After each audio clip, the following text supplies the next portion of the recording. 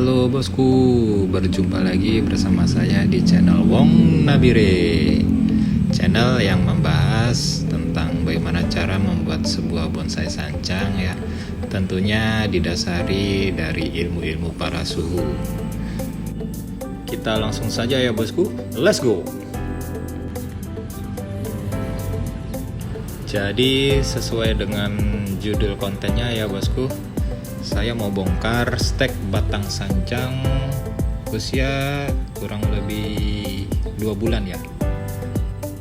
Untuk cara steknya itu ada di konten-konten sebelumnya ya bosku, bisa dicek. Itu pun sudah sesuai sekali dengan para senior-senior bilang ya, harus begini, harus begitu. Itu semuanya saya praktekkan bosku. Memang banyak sekali ya bosku, para senior-senior itu cara membuatnya ada yang begini, ada yang begitu. Jadi saya ambil rata-ratanya saja bosku. Artinya cara yang paling simple, yang paling gampang, bahan-bahannya bisa didapat, itu yang saya tiru ya bosku. Ini saya pakai pasir ladu kali. Prakarannya seperti ini bosku. Berarti cara stek yang saya tiru dari salah satu para senior ini ya, saya anggap berhasil.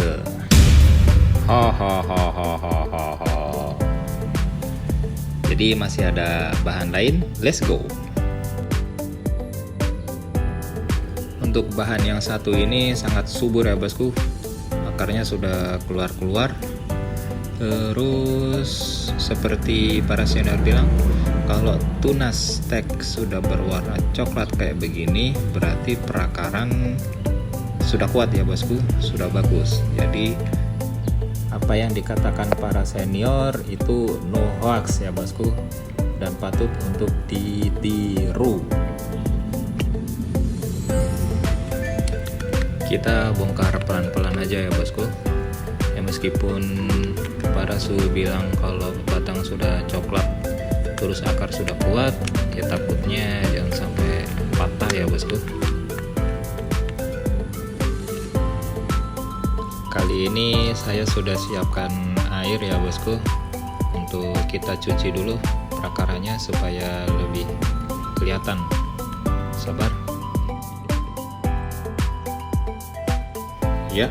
Jadi prakarannya bagus, melingkar. Jadi bahan yang ini juga saya anggap berhasil.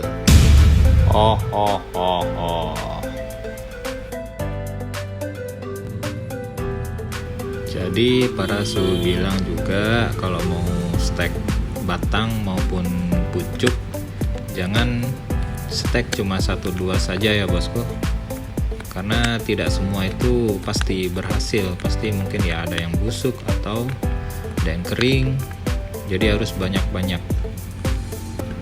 Karena saya pun juga sudah praktek berkali-kali ya bosku, melewati semua rintangan dan cobaan bosku, sampai akhirnya berhasil seperti ini.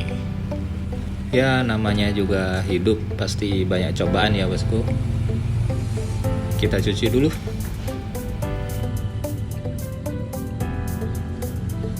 Ya, ternyata ini juga bagus dan melingkar ya bosku. Karena saya ada beberapa bahan, jadi kita bongkar satu lagi aja ya bosku. Sebenarnya ada beberapa lagi, cuma kalau di shoot semua nggak kelar-kelar ya bosku kontennya. Tapi saya ada penasaran bosku. Ada salah satu senior juga bilang itu 1 bulan akar sudah gondrong. Itu bagaimana itu cara dan perawatannya itu ya bosku? Mungkin lain kali lah saya bisa mempraktekkannya untuk membuktikannya lah bosku ya. Jadi seperti ini, kita cuci lagi. Kayaknya hampir rata-rata akarnya bagus-bagus ini bosku, melingkar semua ini. Selanjutnya ini saya jelaskan dulu ya bosku. Jadi ada beberapa senior mempunyai cara ketika selesai di stek tahap pertama itu lebih bagus ditanam ulang di mungkin ya polybag yang lebih besar ya bosku. Lalu ditunggu sampai ya sekitaran 1 bulan, dibongkar ulang, terus seleksi akar. Tapi untuk cara yang saya lakukan kali ini, saya coba langsung untuk seleksi akarnya bosku. Memang terlihat nggak sabaran ya bosku, coba kan karena saya pikir ada beberapa faktor yang harus saya pertimbangkan, dan kenapa saya harus lakukan ini lebih cepat. Salah satunya, kalau saya tanam ulang terus saya besarin dulu 1 bulan baru saya seleksi akar, itu kan kita juga butuh campuran media tanam lagi ya bosku. Sedangkan untuk ya bahan-bahan media tanam di Papua khususnya itu sangat mahal bosku, apalagi kokopit. Kokopit aja itu harus datangkan dari luar pulau, nggak ada pengrajinnya kokopit di Papua bosku. Mungkin jarang kali ya. Ditambah lagi kalau kita tanam pakai pot atau polybag, itu saya rasa harus wajib ada campurannya kokopit bosku. Kita tahu untuk di Papua panasnya itu sangat ekstrim bosku. Kalau nggak pakai kokopit itu bisa dipastikan pasti kering itu bosku akarnya. Kalau misalkan mau di ground, kalau mau di ground, tanahnya siapa yang mau dibuat ngeground bosku? Nanti bisa-bisa kena adat sini, nanti metong gitu. Jadi ya pilihannya cuma 2. Kalau pakai media tanam yang bagus, ya tanamannya subur. Kalau pakai media biasa, ya pasti pertumbuhannya kurang cepat ya bosku ya. Yang jelas apa yang saya kerjakan ya saya rasa tidak jauh beda lah dengan apa yang dikatakan para senior ya bosku. Cuman waktu aja sih yang mungkin saya mau percepat. Kayaknya saya baper ini bosku, sudah terlalu lama curhat kayaknya. Mungkin kita percepat dulu cara wiringnya ya bosku. Mungkin kalau cara wiring saya sudah punya konten yang sebelumnya, bisa dicek. Ya, seperti konten-konten sebelumnya, sebelum tanam ulang kita pasang tatakan dari lempung, kita wiring pakai kawat, apalagi ya, kita sambil wiring, kita sambil cek lagi, mungkin ada perakaran yang kurang pas, masih ada yang naik atau turun, atau masih ada yang berdempetan. Nah, kita cek ulang di sini bosku. Oh ya, minta maaf kalau suara kurang jelas ya bosku, karena kendaraan, karena lokasi saya juga pas di samping jalan raya juga ini bosku. Gak usah lama-lama, mungkin kita percepat bosku. Ini lama sekali wiring akar karena saya juga masih belajar, jadi agak lama ya bosku. Let's go. Oke bosku, kurang lebih seperti ini.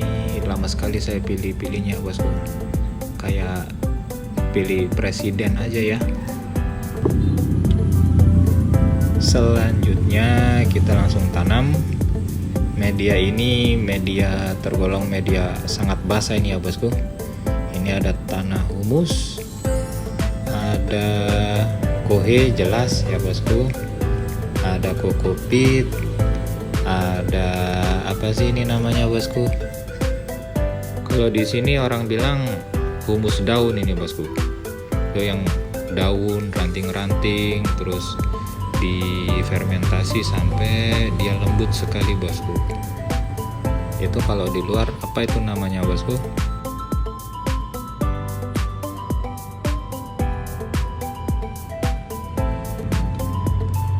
Oke bosku, akhirnya perjalanan yang sangat panjang sekali nih bosku Ternyata ada 6 bahan yang saya harus bongkar, saya harus wiring, saya harus apa lagi ya, siapkan media tanam dan lain sebagainya. Capek bosku, apalagi lihat para suhu, para senior yang tanamannya sudah sebesar paha begitu ya bosku. Itu bagaimana ya cara melakukannya, hebat sekali mereka. Sedangkan saya masih tahap penyetekan saja sudah mengeluh capek ya bosku ya. Tahap akhir ini saya mau pakai mulsa ya bosku, mulsa Coco Fiber. Coco Fiber ini harganya juga mahal juga bosku. Saya beli dari penjual bilang kalau Coco Fiber ini juga didatangkan dari Jawa ini bosku. Jadi tujuannya untuk menghindari panas yang berlebih ya bosku. Karena saya ceritakan sebelumnya, panas di Papua sangat ekstrim sekali. Kalau nggak diberi mulsa bisa cepat kering tuh medianya.